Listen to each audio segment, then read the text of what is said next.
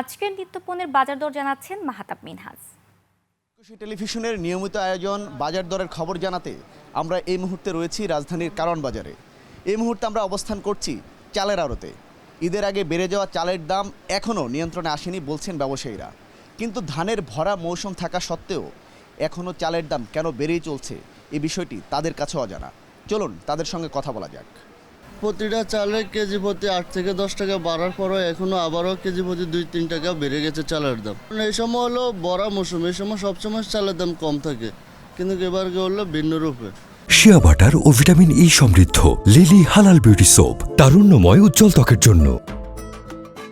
মিনিকেট বর্তমানে বেচতে যে চাল বিক্রি করতাম আমরা 70 থেকে 72 টাকা, সেই মিনিকেট 78 থেকে 80 টাকা বিক্রি করতেছি।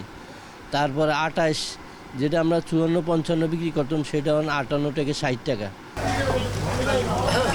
মাছের বাজারও চড়া বলছেন ব্যবসায়ীরা।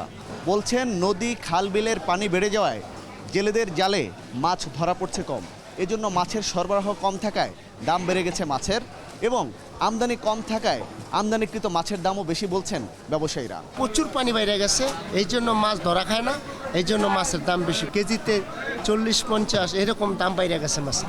আজকে পাইকারি বাজারে আপনার মাছের আমদানি খুব কম, এর লেগে কেজিতে আপনার 20-50 টাকা করে বাড়ছে। এদিকে কিছু আমদানি পণ্যের মূল্য বৃদ্ধি পেলেও মুদি বাজার স্থিতিশীল রয়েছে বলছেন ব্যবসায়ীরা। দাম মোটামুটিভাবে স্থিতিশীল আছে, বেচাকিনা কম। বিশেষ করে বাইরে যে আমদানি করা যে পণ্যগুলো, এগুলোর দামই বাড়ে, প্রত্যেক দিন বাড়ে। যেমন কফি কর্ন, পাউডার দুধ কর্ন, মশলা, এলাচি কর্ন, এগুলোর দাম বাড়তেছে। এছাড়া মাংসের বাজারও রয়েছে স্থিতিশীল অবস্থা। সোনালী, ব্রয়লার সহ সব ধরনের মুরগি বিক্রি হচ্ছে গত সপ্তাহের দামেই। এছাড়া গরু, খাসির দামও আগের মতোই। এই ছিল আজকের বাজার দর।